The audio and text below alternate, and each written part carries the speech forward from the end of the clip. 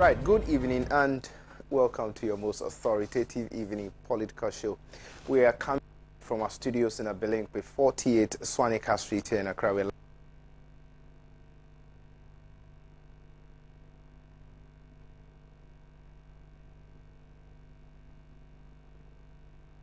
by sending in your views, comments and contributions on our WhatsApp to text line displayed on the screen.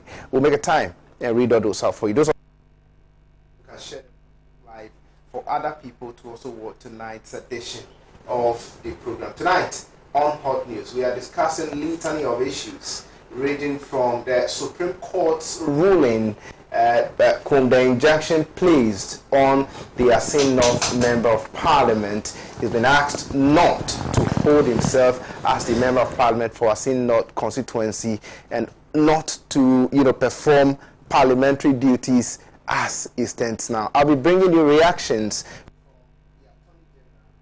Godfred Dami Yeboah, as well as the legal team for the plaintiff and also the legal team for the defendant. They've all spoken. We'll bring you some bites on those ones. I hope by now you are aware that the country's inflation has recorded a whooping 19.4%. We are hovering around 20%. Very soon we may get to 20% inflation in this country.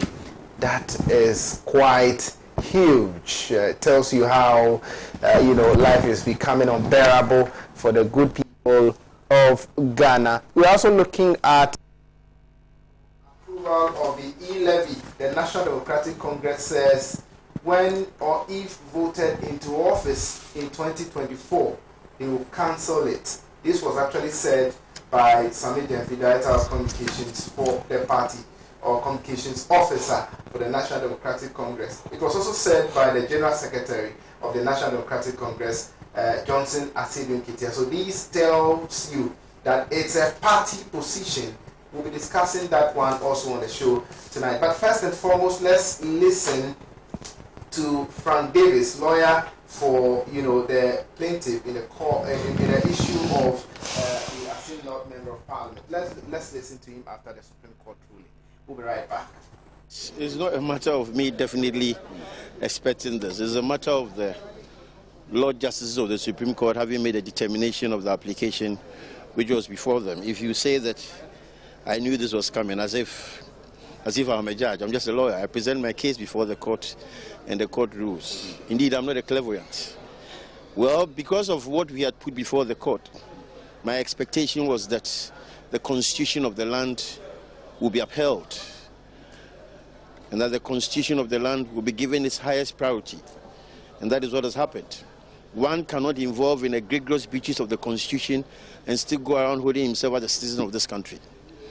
From day one, when the judgment of the High Court was rendered, it was manifestly obvious that James Jesse Kwesi could not hold himself out as a member of parliament. He doggedly went on, was attending on to the business of government. But today, that road has been effectively blocked. You can tread a path for too long, but it doesn't give you the right to do things which are irregular, unlawful, and an affront to the Constitution. The right of representation is not a stricture by itself. The right of representation is steeped in law. You can't have an illegible person running around as a member of parliament for a constituency when he is not. It obviously leads to a mutilation of the sovereign will of the people of Asin North. They are better off now without someone who is parading as a member of parliament whilst he is not, whilst we await the decision of this court. The mere fact that they don't have to quote a member of parliament at this time does not, in any event, strip them of what they are entitled to as citizens of this country. At any particular point in time, there will be a needed representation from the New Patriotic Party. Right, that was lawyer Frank Davis, lawyer for the plaintiff in the matter of the Asin North constituency. In the matter of the Member of Parliament for Asin North constituency. But there has been reactions from the legal team of the embattled Member of Parliament for Asin North constituency, Honorable James Jesse Kwesi. And this time around it was Honorable Baba Jamal who spoke. he looked quite disappointed and said they vehemently disagree with the decision by the Supreme Court. Let's listen to him. I don't think that it matters whether he was here or not. Let me say that the Supreme Court has given its ruling, but we vehemently disagree with their position. I think that it is a sad day for all of us, that if what it means is that Asenof is also not going to have representation in Parliament for as long as this case lasts. That is a sad situation, because there are precedents in this country. We all remember the case in Ayawaso, West Wagon, where the lady was allowed to stay in Parliament until the final day of the determination of the case. So I thought that the Supreme Court will consider that situation and allow a representation. You see, this is a representation matter. If people have voted for a person, this is a representation matter. They deserve representation in Parliament. And so we thought that when the case is on, we could still have a representation in Parliament. But that is what the Supreme Court has said. The legal team will meet, of course, and also officially know the next step to take.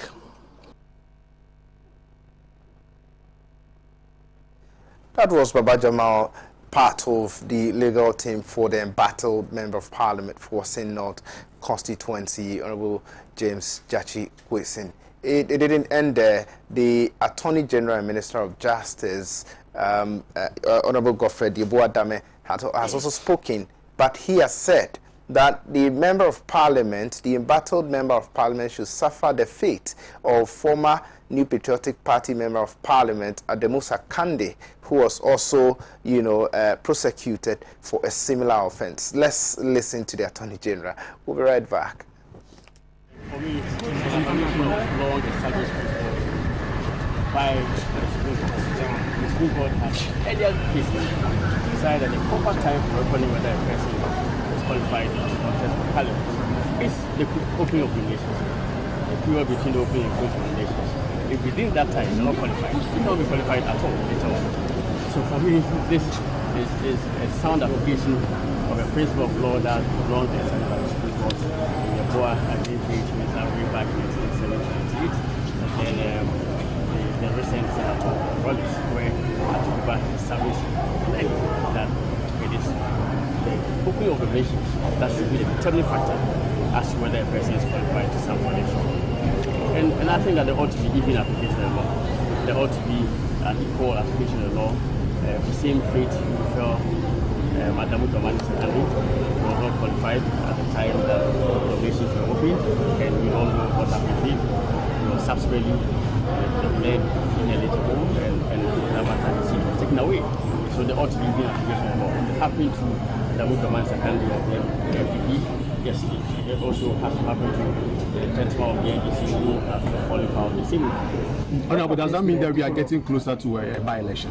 What happens to the people of Aseno? Because the court says this should remain in force until the substantive matter is determined. Yes, definitely. So it means that, as we have asked the High Court that early on held, the seats for me, the people of Aseno not be represented. And I think that for all these legal analysis that has been employed by the lawyers for Aseno, perhaps the by-elections shall be conducted. And I, in my view, think that there's even nothing in the way of the Electoral Commission to declare vacant. The High Court has ruled, given a judgment, determining the status of the gentleman as not qualified to constitute for election, and has actually cancelled the elections conducted at in the Aseno constituency. And the Court of Appeal subsequently struck out its appeal for non-compliance with the rules of the Court of Appeal. So there's no appeal pending. And I think the way is clear. But of course, the Supreme Court has ordered an expedited hearing determination of this matter. Yes, I believe that the Supreme Court hearing definitely will also affirm all the principles of law that have been created.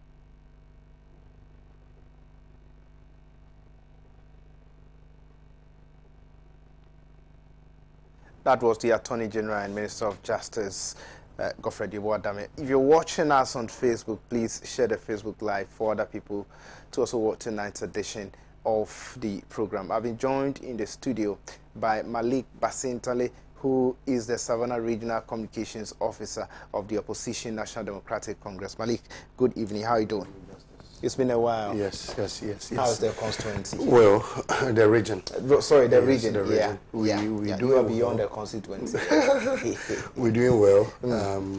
We're coping. We're trying to make ends meet. Okay. Little by little. I think that the entire country is in a management situation. The citizenry have decided to manage with the affairs of the country, because we've always been managing, or well, under the NDC we were managing. There were good times, and that is why today, even if you go to Circle, the boys will say those days when you do pack, it hits, and I mean you go back home rejoicing. Today, you will do pack, and nothing will still hit for you. And with even the little resources that would be made available to you, you end up spending it on very few items. I mean, we are all, witnesses, including my brother from the MPP, that, cost of prices in the market are on a rise. Fuel prices are on a rise. The dollar is on the rise. Tomatoes, including livestock. The other day I had my brother, Alhaji Baumia, speaking vehemently and then using the Russia-Ukraine war as a basis for his failure. And then I asked myself how the Russian-Ukraine war has affected the price of plantain in this country. It's on the rise. And so, all I'm saying is that we're in a management situation.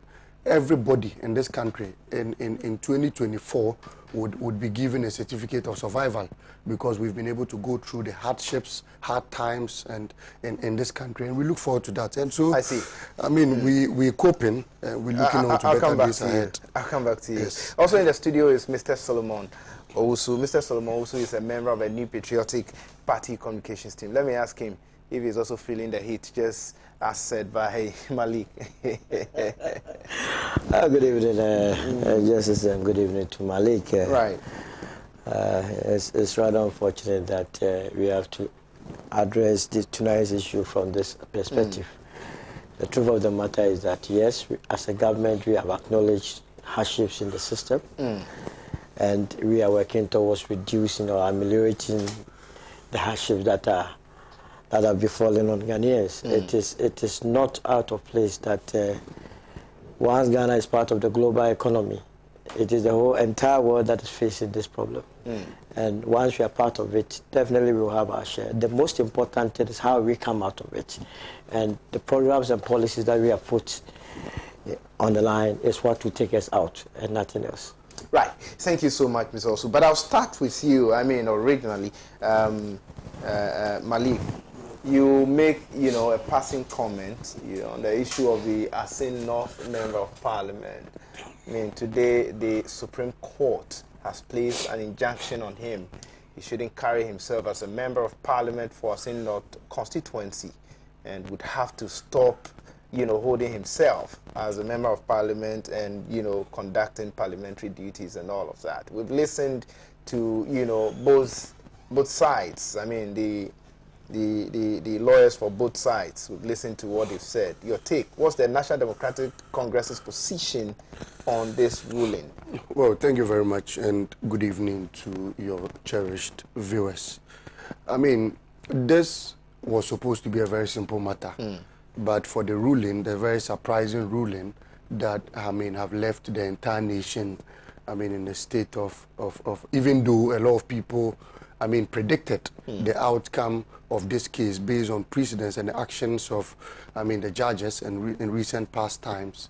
It still appeared very surprising, because, the clauses on which, this case was filed at the courts were very clear clauses, and every Ghanaian, you need not have even a legal brain or a legal, appreciation on matters to understand clearly what these articles, are reflected or spoke about.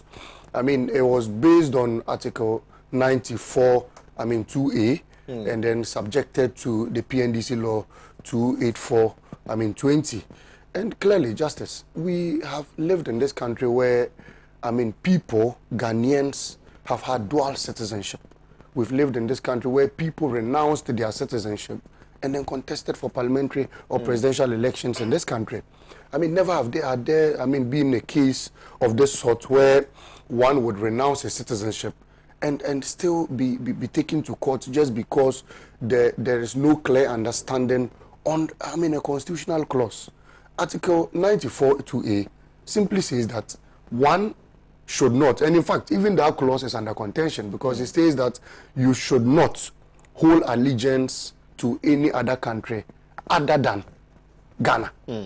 And I mean, to qualify into any elections, right, you should have had, you shouldn't have any other allegiance to any country other than Ghana. First of all, that clause does not even in any way speak about dual citizenship. If a clause says you should not hold any other citizenship other than Ghana, it does not necessarily mean you cannot hold any other citizenship, I mean, while still having the citizenship of Ghana. Clearly, if you are a citizen of any other country and no longer a citizen of Ghana, because there are some countries where once you become a citizen of that country, you automatically denounce or renounce your citizenship to your original country. Automatically, you cannot have dual citizenship with regards to that. But there are other countries that also permit that, and the constitution hasn't been so clear on that basis. Well, that aside, we all know that our member of parliament, the Honorable Kwesen, filed to renounce his citizenship. I mean, as enshrined in the constitution, if this particular clause is anything to go by. He renounced it. He had written to the Electoral Commission. He had written to the Canadian Embassy. And in fact, it was ongoing. His renunciation was ongoing. The question is, at the time he filed, did he renounce his citizenship? There is no law that states that at the time you file, you should have renounced your citizenship. There's no law. My brother is here. He can quote that law for me. The law says that at the time of your election, I mean, there are stages in electoral practices. There's a time you go for your parliamentary primaries. There's a time you go for you file your nomination. Right. There's a time your nomination is accepted. There's a time you are vetted. There's a time you are approved. There's a time you now go to even ballot. But and there's a time for election. Let's get viewers to understand absolutely. that the substantive case is still at the Supreme Court. Yes. For hearing. No, of course. This is an injunction. Now, not to carry absolutely. As a member the difficulty of this matter, I mean, with regards to this, is because the people of Asennov would no longer have a representative until this particular matter is determined. And so for how long it's going to stay, the people are going to stay without a representative. I mean, the recent case of the e-levy, where the people of Asennov's voices could not be heard in the House of Legislature, all because their member of parliament was standing trial, was so unfair to the people. And in fact, the people can today state confidently that they were not part of that decision. And so they are not willing to partake in the e-levy payment because they were not part of it. And that is why we have 275 constituencies. We have 275 representatives. Our worry now is why the court would uphold that interlocutory injunction and then subject him to, I mean, this trauma, and subject all these people to this trauma. Whereas there's been precedents to this case where a member of parliament was still allowed to hold her position whilst a substantive matter was being, I mean, interrogated in the court of law. And so our position, official position, I'm sure by close of tomorrow will be made public. But this ruling is very unfortunate. We find it very premature. We think that, I mean, they've not been fair to us. They've not been fair to the people of the Asennov. They've not been fair to this country because you know, and I know, and he knows, that one member of parliament today in a hung parliament can change decisions being made. And in fact, the absence of the Asennov MP in parliament may change certain decisions because the minority with regards to the e-levy were opposing it vehemently. With his participation, they wouldn't have had it like they had it in this particular matter. And so it's very difficult, especially in times like this. And we thought that, I mean, the Supreme Court justices, the justices would look at all these matters, would consult the court of public opinion. I mean, look at all the legalities involved in this, look at precedents set by they themselves. And then give a very fair ruling. But however it is, we are ready to pursue this case to the latter. We are ready to follow up this case. And the NDC has never been scared of things like this. In fact, a constituency where we won, largely, a constituency where the people gave us the nod to represent. In fact, today I listened to the speech delivered by Mr. Kwesen, and I was proud that, that man is not just an ordinary man, he's a pillar in the constituency. And I had a clear reflection and understanding of why the people decided to give him the nod. He's one man who is willing to bring change. He's one man who is very selfless and willing to uphold the interest of his constituents. And so we look forward to better days. We'll pursue this case. We will not relent. We ask our grassroots to be in support. We ask the Asin North constituency to be in support. We want to thank them for their confidence reposed in us. And, we forge ahead. We soldier ahead until, the last of this particular matter. But all we have to say is that things must be set right, justices must be upheld in this country, and the rule of law at all times and at all costs must be respected. Okay. So we have a very, very fair country to live in. Right. Thank you so much for your bite on this matter. There's also briefly on that matter, so we move to the the topic of discussion. Yes, this is very. I'm struggling to understand what my brother Malik just said. The law is very clear. The Constitution, as he rightly quoted, Article 94(2), Clause A, says that you do not qualify to be a member of Parliament when you owe allegiance to other country apart from Ghana. It's so clear. What it means is that if you claim to be a Ghanaian, you have no business whatsoever having another country's nationality. In this case, our brother Kwesen, Justice Kwesen, had a Canadian citizen. James had a Canadian citizen at the time that he started the process. Election is a process. From the day of picking the form to the day of filing, up to the day of elections. So when you start something, it is assumed that you comply with the constitutional provision, which is that you do not owe any allegiance to any other country. This matter we are talking about, it's not as though it is the Supreme Court now that is going to handle it. The matter had been determined at the High Court. The Cape Coast High Court gave an emphatic ruling somewhere 28th of July 2021. In fact, when the elections were over, the 2020 elections were over, by 30th December, someone had taken the person to court, raised an objection to the validity of the candidate, the parliamentary, the member of parliament elect for Asin North, and that he was not qualified. This same issue came up during his primaries, and I was wondering why my brother found it very difficult to appreciate what is written black and white. Look, the man filed his nomination for somewhere on the 8th of October 2020. At that time, he claims he had applied for a renunciation. My brother, you would agree with me that when you apply for a visa, it does not mean the visa will be granted. Same way, when you apply for a renunciation, you could be denied based on the fact that maybe you are owing the country so much and that you want to renounce and run away. So you have to go through a process. It is not automatic that once you apply for renunciation, you will be given. And so at the time of filing his documents to contest for parliamentary elections, he was not fully a Ghanaian. He was holding dual citizen. He was a Ghanaian stroke a Canadian.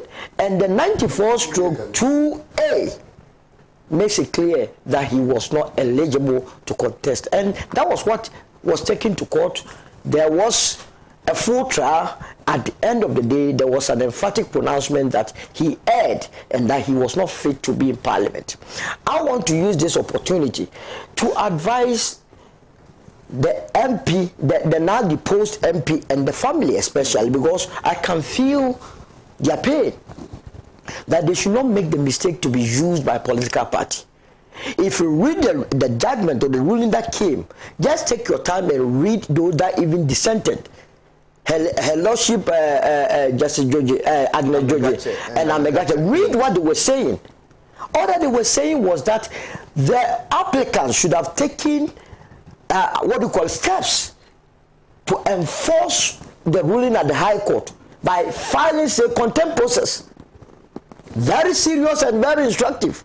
So if he allows himself to be played in this political football, when there is any serious consequence, it is only him that will face the music. It's also, having read the Constitution, where did the Constitution say that the renunciation should be done before filing to contest for a position in any constituency? So what you have to know is that you have to first of all acknowledge that election is a process.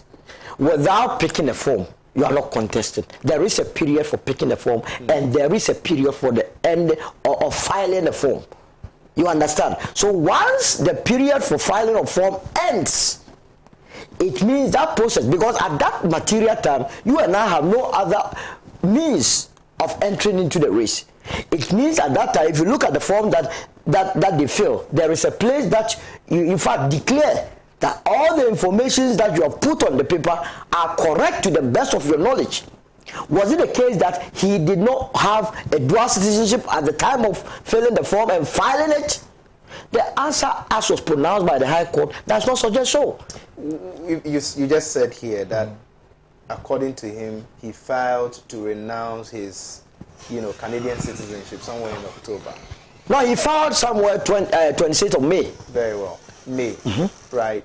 You and I know that as at May, he never filed to contest for any Absolutely. So, yes, a process to denounce was actually started even before he, picked up a form to file for nomination. True or false? True, and that is why I drew your attention to the fact that the mere fact that you have applied for, say, a banking facility, for, say, a visa, does not mean the visa will be granted to you. It has to go through a process of vetting. So, assuming the renunciation was not granted, and he still won the elections, what would have happened? And what prevented him from starting the process earlier on, so that he could meet the timelines? Because according to him, he thought the process would be done before the close of a nomination or filing. Unfortunately, it did not happen the way and manner he wanted it, and so he fell short of the provisions in the Constitution. And this one is black and white. That's what I'm saying. I don't envy him at all. I don't envy him at all. And that he has been a victim of the constitutional provision, and which Constitution, interestingly, was given to us by the National Democratic Congress itself.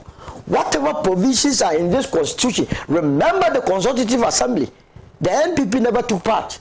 It was the PNDC stroke the NDC members that gave us this Constitution, and they, in their wisdom, together with the framers of the Constitution, put it in Article 94 2A, that to be able or to qualify to contest as a member of Parliament, you must not hold dual citizenship. If the Electoral Commission had no evidence of renunciation, why then did they allow him to continue with the process? No, you have come to me that you qualify in all respect. The Electoral Commission has a responsibility to make sure that persons who are applying to their outfit to contest are not flouting the law. So the Electoral Commission gives you a form that fail. You fail and you come to me. You swear an affidavit. Don't forget they swear an affidavit. And the meaning of affidavit is that should anything go wrong, you will be held on your own sword. You will be drawn on your own sword. So if you come and tell me as an Electoral Commission that I do not have the opportunity to do an extensive investigation, and that you swear an affidavit to the effect that whatever you have put on the form is correct, and later I found out not to be correct, where do you bring in the Electoral Commission? They did their job by accepting the form, and the one that filled the form had the responsibility of being truthful to the people. Look, this issue of dual citizenship is very important, because see, the reason why the country does not allow dual citizens to contest, we have to move away from this to contest, is that so that you can have the country at full heart and to deal with matters that concerns Ghana wholeheartedly and not to be divided, so that when there is an issue between Ghana and Canada, where would that MP stand? Being a Ghanaian stroke a Canadian. That is why it's very important that until the law or the Constitution is reviewed or amended to take that portion out, that is what we have to deal with. Right. You are still watching Hot News Radio on Pan-African Television with me, Justice Appiah. Keep your messages coming in. I've seen a lot of messages on Facebook. I'll be reading some. You can share the Facebook Live for other people to also watch tonight's edition of the program. Now, let's come to the topic of discussion. We are looking at the inflationary rate, 19.4%. 19.4 whooping percent. It tells you the situation of the country. If you go to the market, how prices of commodities are on the rise and all of that. We'll also, marry that one with the NDC's promise to, cancel the electronic transaction levy if they are voted for in the 2024 elections. Malik Basentale is here. He should tell us. Yes, I thought you start on this. No, you are making promises. You are making promises all right. that you are cancelling. Sorry, I thought you are cancelling the e-levy, and that if voted for in 2024, e-levy will be a thing of the past. Why? Justice, generally, I think this has to do with the taxation of the Ghanaian citizenry. Right.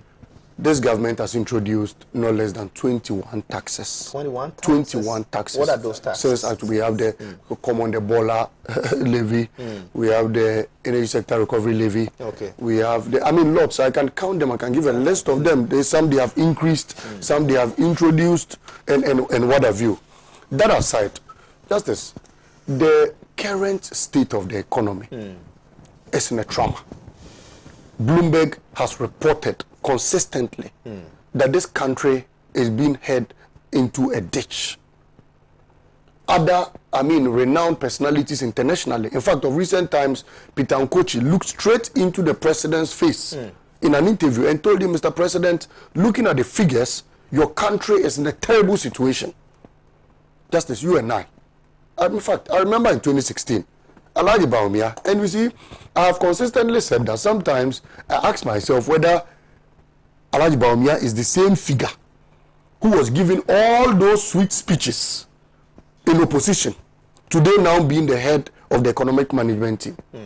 Because you see, the purpose of the leader or head of the economic management team is to be upfront with issues, is to have a strategic know-how and be able to predict accurately that, look, today, based on the expertise I have, based on the information I have, within 2 months, we are going to reduce this. And then it reflects. With that, the Ghanaian people will be able to appreciate whatever you are telling them. Right. Look at this recent town hall meeting, or recent, forum at Kaswa. In all his speech, over 3 hours of a sweating speech, there was not a single projection. There was not a single blueprint, roadmap to where the country was heading for. Instead, he was quoting figures and averages, telling us, the average inflation rate has been growing at 4%. If you put together 2017, which businessman of today cares about the average growth rate since 2017? But he told you the country they inherited from the NDC and what they have made it. Look, Justice, I won't talk so much. Right. If you inherited a manufacturing sector of over 8% in growth, and then you lead us into 5.6%, have you performed better than the country? If you inherited an electricity access growth, you can check you can check from the various sources. Let me come. Hold on. Also, I'll give you the opportunity to respond. You would respond. I would give you the source. Right. When he's done, I'll help him. Okay. Right. You take can go your phone. ahead. Take your Android phone. When I give you the source, you confirm. Right. Check on the Energy Commission's portal. Okay. Electricity access as of 2016 was growing at 4%. In your 2020 budget, the finance minister's budget, electricity was growing at 0.5% under your era. In the construction sector, 2020 we were faced with COVID. No, it's an average. From 2016, the growth rate is from 2017 to 2020. Okay. It's a 4-year period. You grew at 0.5%. Okay. In the construction sector, you can check in our 2016 budget. We grew the construction sector by 8.4%. If you remember, people were even named President Mahama as the king of infrastructure, the god of roads, the god of what. I mean, he was given so many names with regards to construction. You know how much they grew the construction sector as of 2019? What did they it's do? in their budget, minus 8.5%. When you had 8.4%. We had 8.4 in 2016. They did minus 8.5. I see. I can go detail by detail. Okay. But you see, these are a reflection and a true state that we had been performing better until they took over the economy. Okay. Now, check their economic growth rates. The highest they did was in 2017. And you know why it was in 2017? The budget is usually read a year to its ensuing year. I mean, the year in which it's going to be implemented. You know the reason? Because the prospects and things you do in 2016 reflects in the next year. Right. And that is why when I plant maize in November 2016, I'll harvest it in January 2017. Right. So if you took over affairs, if you collected my farm in 2017 and you harvested good maize, it doesn't mean you planted it. Somebody planted it before you inherited it. That aside, Dr. Baumia again, I mean, in his town hall meeting, and it's sliding into e-levy, made mention that they had, I mean, cost of prices were high, but attributed it to the Russia-Ukraine war. And in some instances said it was as a result of COVID. Look, first of all, the Russia-Ukraine war is just 1 month, 2 weeks old. Check the border towns of Ukraine. We have Turkey. We have Poland, right? Check the border towns. So I don't want to go far from the war. Those who are close to the war. Check the trajectory of their dollar rates. Okay? The Turkish, for example, they spend the Turkish lira. Check the trajectory. It is not dropping. It is not rising, sorry. It is dropping. The Turkish lira is appreciating against the dollar. That is a border town to Ukraine. Check the Poland zloty. It is appreciating. That is a border town to Ukraine. Why is the Ghana cedi depreciating? Why are you attributing it to the Russia-Ukraine war? Other neighboring countries, like Togo. You do more importation. And of course, I mean, that is likely to affect the currency. You know that. No, but they had told us, Dr. Baumia in his meeting told us that they had done more, achieved more more revenue from imports than we did. And so if you had achieved more revenue from your imports than we did, why then do you have our international shocks weak on the dollar? So that is one. Two, Dr. Baumia said, yes, our fuel prices were rising again because of the Russia-Ukraine war, because of COVID and what have you. Out of 33 African countries, Ghana's fuel price is the highest. And you can check it online. You have an Android phone. Out of 33 African countries, Ghana's fuel prices are the highest. Even our neighboring countries, Togo, Burkina, whatever, are selling at lower rates. Ghana produces oil. Ghana exports oil. We are a net exporter of oil. In fact, in 2017 alone, we exported about 2.7 billion. This year, out of the first quarter, there was a projection. The government we exported over 2.8 billion worth of oil. Right. In fact, the windfall alone, if you calculate it by the projections, within the 4 years, we are going to have about 10 billion in excess. And so government achieves so much through fuel prices. And so when international prices are high, the government rather benefits other than lose. And so if Dr. Baumia says that world market prices are high and that is why petroleum prices are rising, it means he has no appreciation of petroleum matters. And whoever is briefing him is not briefing him well. Justice, to e-levy, we have said consistently, and the position of the NDC has been clear, that you cannot impose tax on already taxed individuals. Anybody, any government worker who takes his salary, has the income tax already charged on it. Are you aware? Has the payee. I mean, all these taxes are already labeled on his salary. Now, this government worker withdraws 1,200 Ghana cedis. He says, let me send 200 cedis to my mother in the village. Government says, aside being taxed already on your salary, we are going to tax you again with e-levy on the money you are going to send to your mother in the village. And out of 200 Ghana cedis, Justice, you are going to pay 1.5 to government and pay 1 to telcos. 2.5 out of 200 Ghana cedis. Your mother, who is going to withdraw the money again, is going to be charged 2.5 again. If your mother decides to also send it to her grandson in school, in secondary school, she's going to pay 2.5 on it again. 200 cedis, you end up paying close to 20, 30 cedis on that amount of money as a result of the taxation of this MPP government. Justice, someone who sells cement, and the last time I did this very fundamental analysis. A bag of cement goes for about 60 cedis. The man who sells a bag of cement for 60 cedis buys it from the distributor at about 58 Ghana cedis. That man makes about 2 Ghana cedis on a bag of cement. Are you aware? If this man sells 2 bags of cement, 60, that's 120 cedis. And the man decides to put this money in his mobile money wallet before he gets home because of robbers. At the end of the day, if he wants to withdraw 120 cedis, he pays 2.5 on this entire figure. 2.5 taxation on this entire figure. That squeezes away the profit he made from selling these bags of cement. And so what will be left of him? And so the NDC's position had been very clear that we are in a national crisis. We are in a state where people can no longer even afford 3 square meals. We are in a state where you go to the market with 200 cedis and you come home with nothing again. And so at least, if you cannot ease the burden on the ordinary Ghanaian, for example, fuel prices today controls a larger sector of our economy. Anybody who sells in the market or sells at any point in this country, right, adds the cost of TNT, which has a cost build-up of fuel prices, to whatever commodity the person is selling. And so once fuel prices go low, cost of transport will go low, prices, goods and services will also go low, because it's added onto the price of the product and pushed onto the consumer. There are over 8 taxes, nuisance taxes, on our cost build-up of petroleum products. Okay. The government has compounded it. I mean, Justice, tell me what a tax like pollution and sanitation tax is doing on our petroleum cost build-up. When that tax is already added onto our district assembly command fund and given to the districts to pay all these people, tell me what pollution and sanitation tax is doing on our fuel cost build-up. Tell me what the special petroleum tax is still doing on our cost build-up. In fact, it's even been increased by this government. Meanwhile, that tax was mainly because petroleum prices had gone down to about $50 a barrel. And so once petroleum prices today have risen, okay, to about $84 a barrel, that tax becomes a nuisance tax. It's not supposed to be there again. Clear it and ease the burden on the ordinary Ghanaian. Why? Why will the government decide today to increase our boss margin from about 6 pesos to 9 pesos? For what? To do what again? So clearly, when you look at the cost build-up on some of these commodities, it looks as if the government has intentionally decided to frustrate and stress the ordinary Ghanaian.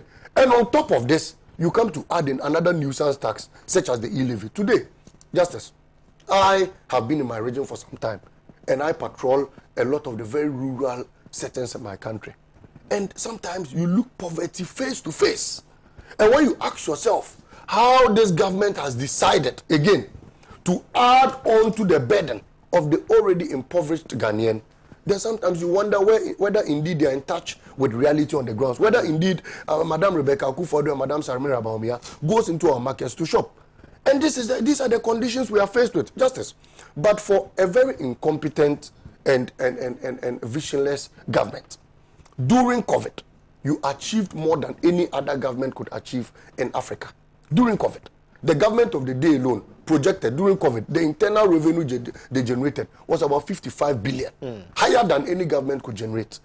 During COVID, the funds that trooped in were more than 30 billion. You remember that, local, indigents and local companies donated to them. You remember, things that other countries did not get free. We got free. Jack Ma donated to us. You remember, free PPEs to be distributed. People contributed. The government dipped their hands into the sinking fund, into the stabilization fund, and used monies. As a result of this, they claimed they had given us free water and free electricity. Today, we are paying for them again. And so nothing was free to the ordinary Ghanaian during COVID. Then today, you bank all your failures on the back of COVID. And that is why sometimes I ask myself whether Dr. Baumia has a clear appreciation of issues. Justice, just today, Bloomberg has tweeted that our inflation rate is about 19.4%. Inflation rate in this country. Then you increase the public sector workers' salary by 4%. Deduct 4% from 19.4%. And tell me how a public worker is going to fill a gap of about 15.4%. That notwithstanding, add 2.5% on every mobile money transaction to that worker. it builds up to 17.5 again. How is a public sector worker going to meet this? And inflation is on the rise, and we appreciate it, and we see it in the markets. Kindly step down. Justice, the state of the economy today, I was just informed that non-teaching staff of training colleges are on strike. They've laid down their tools. They are sitting at home. The matrons, the storekeepers, the what have you, have decided not to go to work. Just 2 days or 3 days after Dr. Wamia spoke.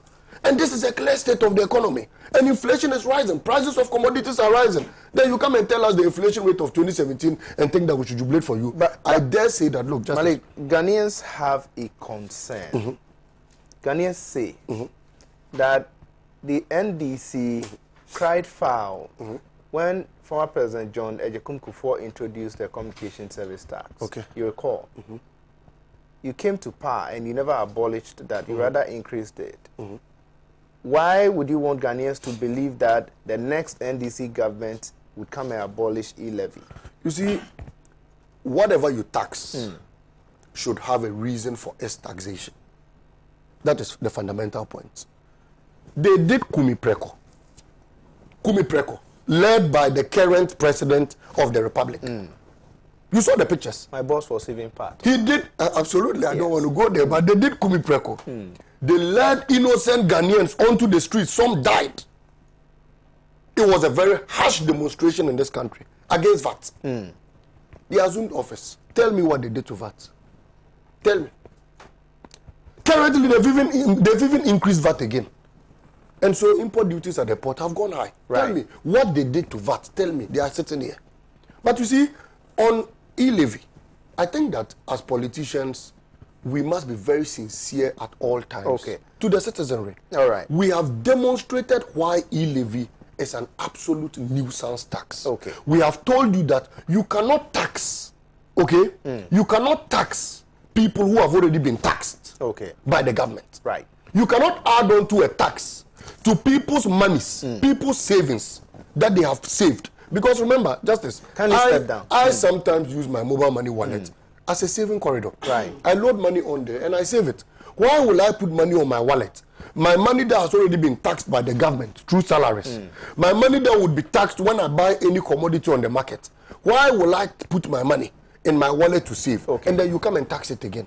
And you see, that is the difficulty. And that is why the NDC will not support such an immoral act. And so upon assumption of office, the General Secretary of my party has been very clear on it. The communication officer of my party has been very clear on it. The party would determine a very straightforward position and would be clear on it. And I dare say today on this podium that it is likely, it is likely to be a manifesto, a major manifesto promise. Because we know how many lives are going to be lost as a result of this taxation. And how many people are going to further go into, hardships as a result of this very immoral act. Wow, thank you so much, Malik. Politicians. Hey, politicians. Of course, President Adakwa Akufo-Addo led a demonstration against VAT. Of course, they are in government. They came to government in, they assumed office somewhere in 2000, I guess. 2000. And now they are in office. VAT is still in existence. The National Democratic Congress, that is crying foul today, also cried foul when communication service tax was actually introduced by former President John Agyekum Kufuor. Today, when they were in office, they had also increased it.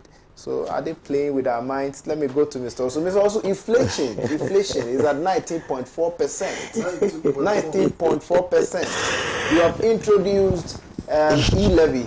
On top of that, the National Democratic Congress says they will abolish it if they are voted for in 2024.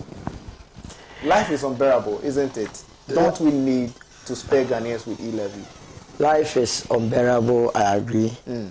But listening to Malik, he really confirmed our suspicion that indeed they have not what it takes to abolish any e-levy. When he asked him, when we introduced communication service tax, what happened? I was thinking he was going to offer any solution or any better explanation. What he said was that, what didn't they do when we introduced VAT? When they came to our, did they abolish it? What it means is that they're only lying to Ghanaians. They are deceiving Ghanaians that, we are saying one thing, when we come to power, we then continue with the e-levy, because the e-levy at this material time is needed by the country.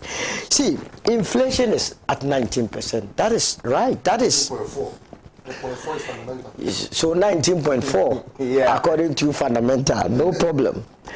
The truth of the matter is that by December of 2019, if you imported something from outside the country, say Europe or America, you were paying a container at say $1,400. Between 2009, December of 2019 to February of 2022, the same container, 40-footer, when you import to this country, you pay a freight of $9,000+. So you have a situation where you have more than 570% increase in freight. If you went if you went into various shops and did an analysis of the various goods that are attracting the inflation, you will see that imported goods, imported food is attracting the highest rate of inflation, because we have what we call imported inflation, and that is what we have. We can't do much about it. I mean, let's face it, I do not believe in doing comparative analysis. It makes the whole thing boring. The NDC did this, and so we did that. And listening to him, he couldn't prefer any solution, and that they don't have it. Justice, the truth. No, you see, you must have appetite to listen. No, but you can't say Go ahead, Mr. You don't have cardiac arrest here. We are very serious here. See, look, as a country, I keep telling you that until we change the structure of our economy, we would always have difficulties with what is happening. People are talking about COVID. What is the impact of COVID? If you look at our growth rate, he was talking about growth rate. When we took over power in 2017, we were doing 3.4% as our GDP. Between 2017, 2018, 2019, we grew by 7.1 on the average, and COVID struck. When COVID struck, he was talking about the government having achieved all tax targets during COVID. It isn't true. Indeed, if you went into the 2022 budget, it will tell you that we could not mobilize close to 12 billion Ghana cedis tax revenue. But this same government has boosted up. Malik, allow me. in 2021, that force. That's his time, and I think I'll give you the time to respond to it. You spew a lot of non-fab, but I just also, the truth is, this government has touted such achievements that even in COVID, you had exceeded your revenue target. Where it suits government, they use that as an achievement. Where it doesn't suit government, they shift the goalpost. I agree with you. I mean, there has to be some consistency in our figures, but the truth of the matter is that a country or an economy that was not operating at full capacity, it will be very difficult to achieve all your tax targets during that period. That should be a common sense approach. In any case, I'm wondering how an economy today that for 5 consecutive years we have achieved trade surplus during their regime between 2011 to 2016 consistently. They presented with a deficit in terms of trade positions. How can that economy be classified as being better than the current economy? It cannot. Under their watch, there was nothing like COVID. There was nothing like Russian invasion. And he was talking about the countries very close to Ukraine having experienced stability in their currency. You have to juxtapose that one with the kind of productivity that takes place in this country. That is why I was coming to the point that until we have a monumental shift in the structure of our economy, and we have started doing that, that is the more reason why we have a program like One District, One Factory. That is the more reason why an economy that they are claiming is in terrible shape. How would any multinational company, the top 5 automobile companies, cite their branches here? You have the Suzuki here, you have Toyota here, you have Nissan, you have Peugeot, all citing their branches here. Do you think they would have been able to do so under their regime when we did not have power? Because all these automobile companies can thrive when there is stability in your power generation.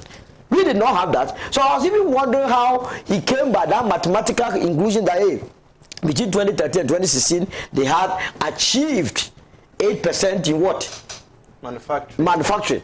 How do you believe this figure? But he gave you Jesus Christ of Nazareth. He gave you the source. You see, that's why justice. We make politicians lie to the people of this country. So, what do you have contrary to you see, during 2013 to 20, they did a negative growth in the manufacturing sector. You know why? Because manufacturing thrives on energy. In a situation where you don't have your power on, how are you going to manufacture?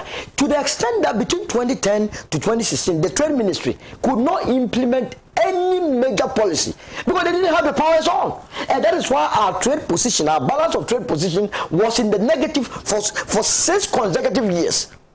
If you are not producing, and because of your energy requirements, because you don't have power, you are not producing, how then do you achieve the growth rate you was talking about in manufacturing? You don't need any philosopher to tell you that what he just gave you is a palpable falsehood. And that is characteristic of the NDC. When they come, they turn out figures to just confuse people without professing any solution.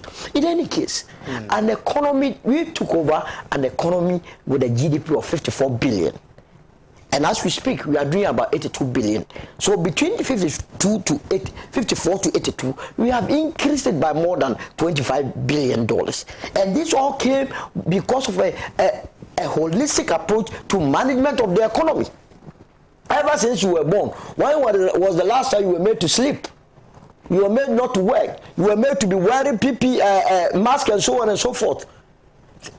What we have gone through, the people of this country must thank the New Patriotic Party for being the party that is in government at this crucial moment. Other than that, it would have been so terrible because under their regime, without all these problems, look at what we went through. Look, unemployment, youth unemployment during their time was a whopping 12%. As we speak, courtesy, the one district, one factory, about 106 that is working, we have been able to employ more than 160,000 people, direct jobs. I see. If I bring in the indirect ones, it will be phenomenal. And so, how would they be able to? And the youths are still struggling with jobs. No, that is why I'm saying that it's a gradual approach until we change the fundamentals. And that's what gradually we are doing. Look, the idea of setting up these business resource centers in 67 of our various places is to just train the minds of the youth. Establishing common user facility for the youth is just to let them understand that we must shift from depending on white collar job to be doing our own businesses. And that is the only way the country can thrive. The idea of reducing interest rate, that is before you can expand an economy. If your interest rate is too high, no serious businessman can borrow to thrive. Because in any country, it is not the government or the public sector that employs more. It is the private sector. And the New Patriotic Party is a party that is private sector oriented. So anytime we are in government, our focus is on the private sector. We have reduced interest rate from the average of 28% to now 23%. Far better. Allowing the private, I have said that it's not enough. We need to do more to bring it down, so that more and more people can access credit to expand their businesses, to absorb the number of teeming youth that are unemployed. Ms. Also, you have touted all the beautiful achievements by this government and all of that. But how do you convince the ordinary Ghanaian that you have done better, especially when all the pointers are against this government? If you look at debt to GDP ratio, we are hovering somewhere around 83%. If you look at inflation, as of today, 19.4%. If you look at the exchange rate, it's one thing you cannot even talk about, and all of that. If you look at, fuel prices, go to the pump. Diesel is hovering around 10 point something. I mean, petrol is somewhere around 9 point something. How do you convince the ordinary Ghanaian who is bearing the brunt of all these that you have done better and you're doing better?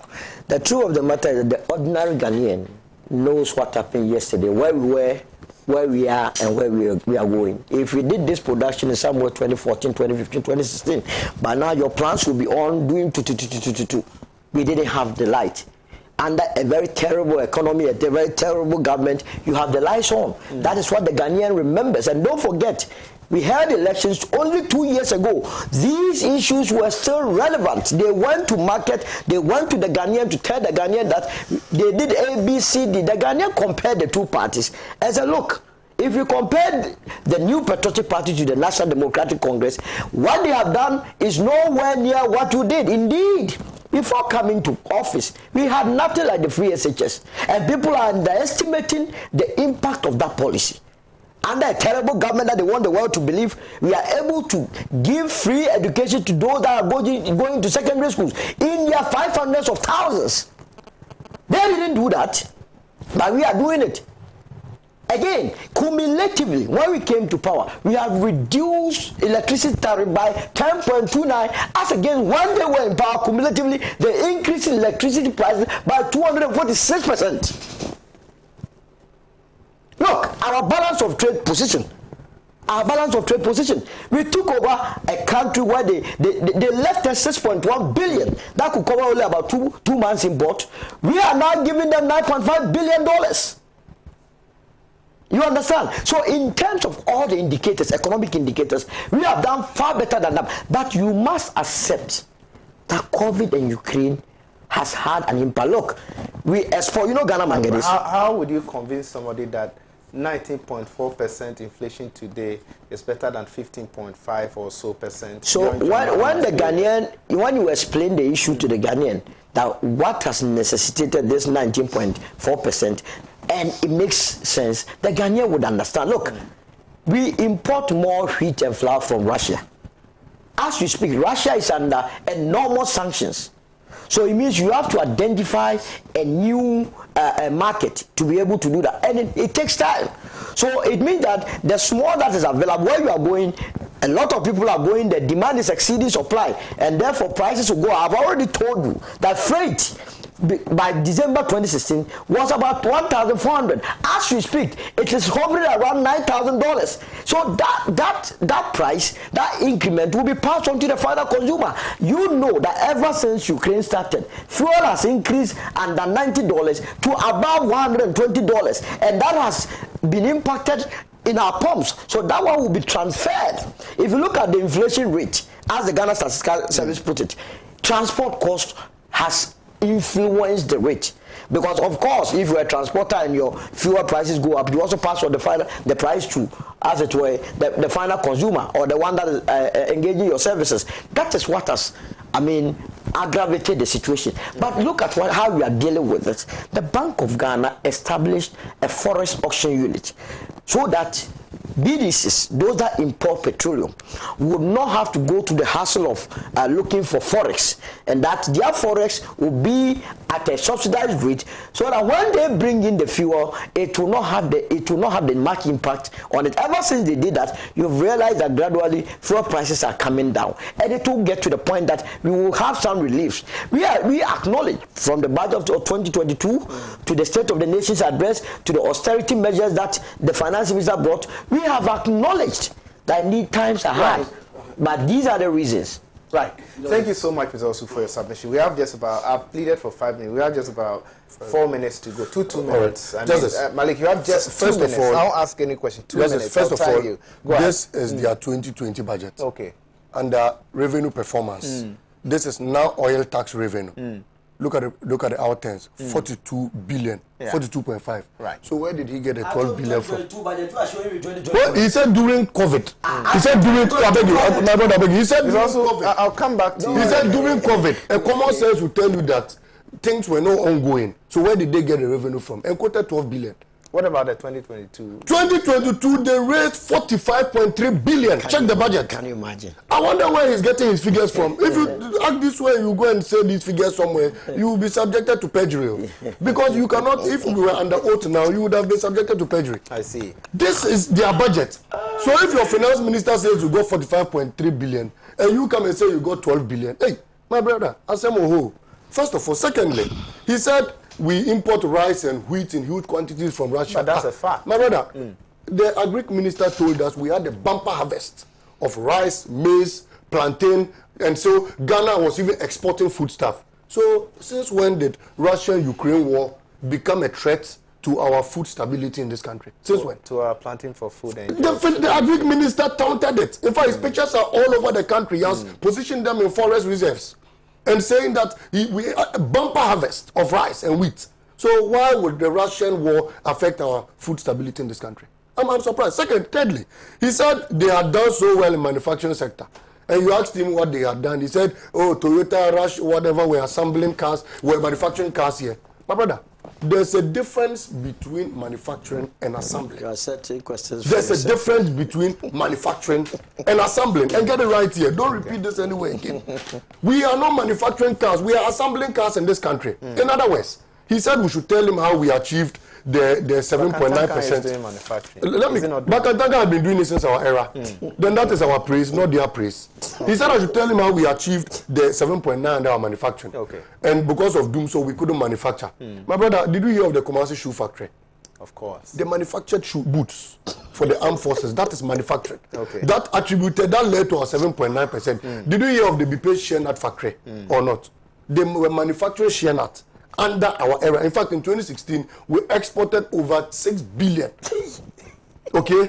Outside the country to a Brazilian government. I remember we got some tractors back and some amounts of money into this country. And that was how we arrived at the 7.9%. Again, he made mention to the fact that we left them 6.5 billion or so. You remember that as reserves and they have left us. Who instituted ESLA?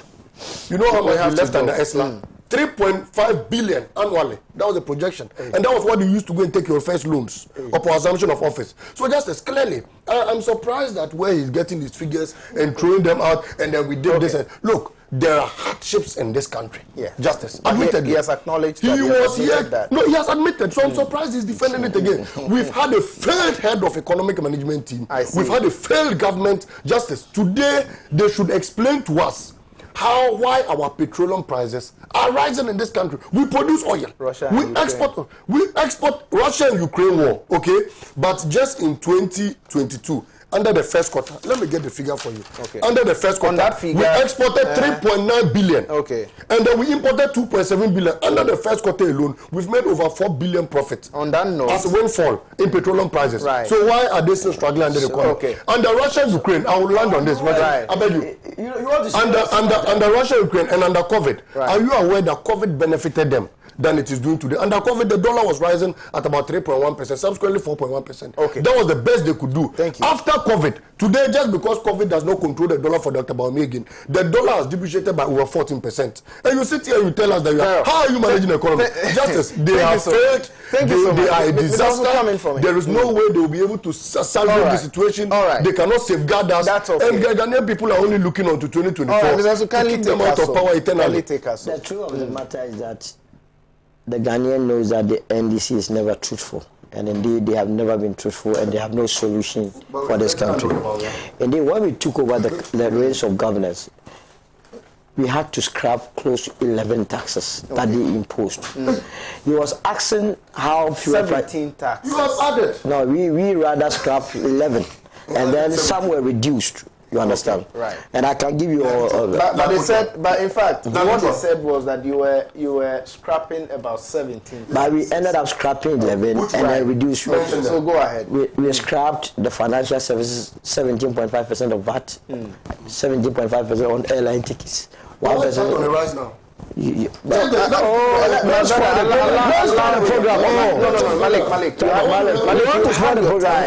you had your time. That is why they lose elections. You go on. But I'll show you. Go ahead. I'll show you that. That was to aid productivity. You understand? Now, he was talking about how fuel prices are increasing. Indeed, if he doesn't know, the idea of deregulation was introduced by his government in 2015. And that was when we put up a formula that when fuel prices go up, then it kicks in. And it was done for a purpose. You know, between 2010, 2011, 2013, if you were in Ghana here, transporters were always queuing for fuel at the various pumps. The reason being that government had said that it was always subsidizing fuel.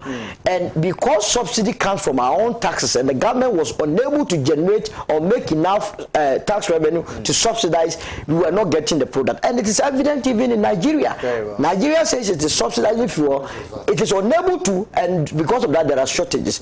What I will say is that the Ghanaian must have continuous confidence in the new patriotic party that we will take them out of this problem. It is a global problem. We are part of global world, and that when things, the various measures we put in place are implemented to the latter, relief will come at the end of the day. Thank you so much, Mr. Also, for your submission. I'm so grateful for your time. Thank you so much. Thank you, sir, for being very patient with us, and to my sound man, Sir Chess, my cameraman, Theo in the studio, and also to my producer, Latifa. This time will last once again. Make a time with us same time tomorrow. My name is Justice Appiah, and the show has been Hot News. Goodbye.